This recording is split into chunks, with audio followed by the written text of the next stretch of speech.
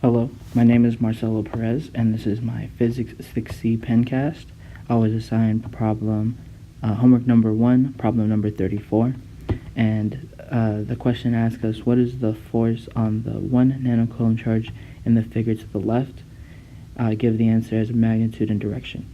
And the first thing I did when I saw the diagram was I assigned labels to each charge. So the 1 nanocoulomb charge, I assigned Q1, the 2 nanocoulomb charge, I assigned Q2, and the negative 2 nanocoulomb charge, I assigned as Q3. And right after that, I made a free body diagram of the net vectors on Q1, and then from that free body diagram, I made a tip-to-tail diagram of the vectors, and then which we can see that the force on Q1 is essentially double the x components, the summation of the x components from the force of Q2 on Q1 and the force of Q3 on Q1, and their y components cancel out. So we can just start jumping into the math, and to find the F net of Q1, it's equal to the force of Q2 on Q1 plus the force of Q3 on Q1, which this is pretty much the same thing as the vectors.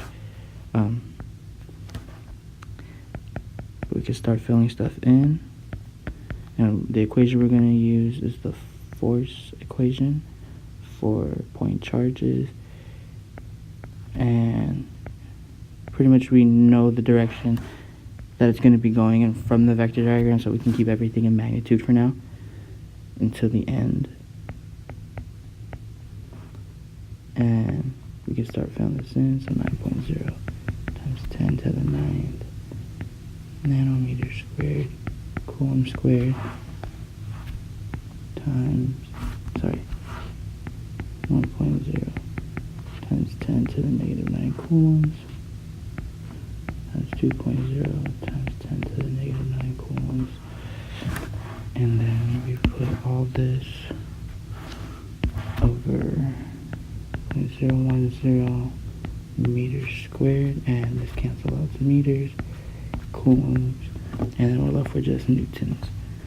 And then we find that to plug it into our calculator, we get 18 times 10 to the negative 3 newtons. Alright, and then same thing for F3 on 1. And we'll put this direction, and this is away from Q2.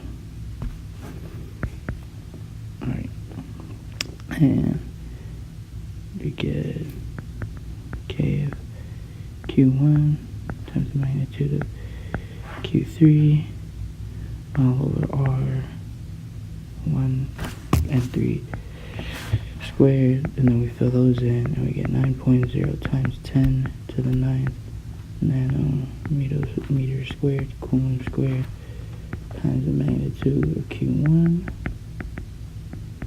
and times the magnitude of Q3. Then we get, and then the same R, and then units cancel out again, and we're left with just newtons. And this is essentially the same magnitude, but this is in a different direction. This is towards Q3.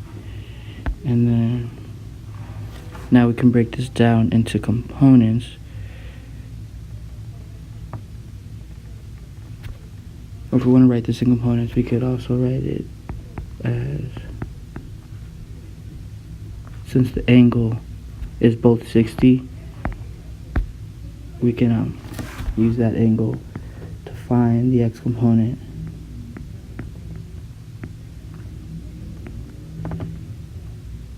And this would be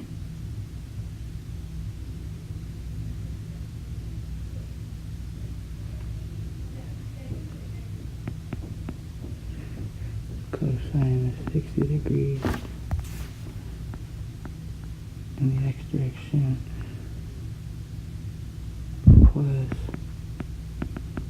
sine of 60 degrees in the j direction. And the same thing with this one. If we write that in component form, we get the same value, but instead it's cosine of 60 in the positive x direction minus sine of 60 j direction. And now when we add these, you get 18 times 10 to the negative 3 newtons.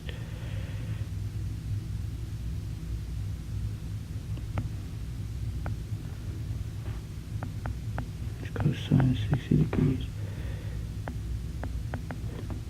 Sorry. X direction.